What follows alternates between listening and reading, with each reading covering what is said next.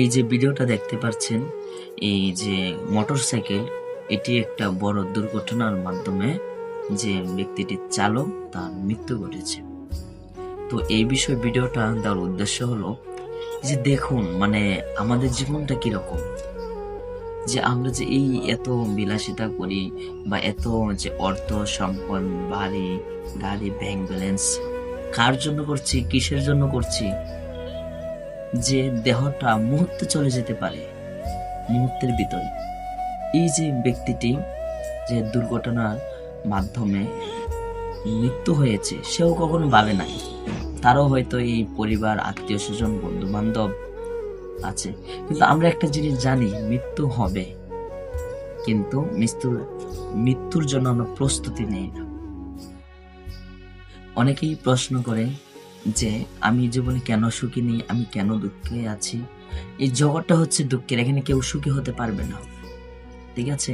এই জগৎটা হচ্ছে দুঃখের, এখানে দুঃখ কষ্ট থাকবেই। হ্যাঁ, এই দেহ, এই জীবন পাওয়া সুখী হওয়ার জন্য নয়, ভোগ বিলাসিতার জন্য নয়। হ্যাঁ, এই দেহ, এই জীবন পাওয়ার উদ্দেশ্য হচ্ছে মৃত্যুর জন্য প্রস্তুতি। আমাদের মৃত্যু যখন তখন হতে পারে। তার একটা দৃষ্টান্ত উদাহরণ হচ্ছে হাসপাতাল। হাসপাতালে গেলে দেখা যায় বিভিন্ন বয়সী ব্যক্তি যখন তখন যেভাবে বা বিভিন্নভাবে মৃত্যুবরণ হচ্ছে ইত্যাদি।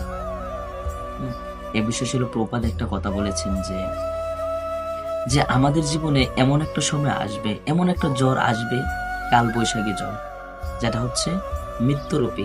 আমাদের জীবনের সমস্ত কিছু কেড়ে নেবে কৃষ্ণ। অর্থ সম্পদ, ব্যাংক ব্যালেন্স, টাকা পয়সা, আত্মীয়জন পরিজন, সমস্ত কিছু কেড়ে নেবে। আমরা চাইলেই এই দেহে থাকতে পারবো না, কেউ ধরে রাখতে পারবে না, কোনো সময় দিবে না, কোনো টাইম দিবেন না।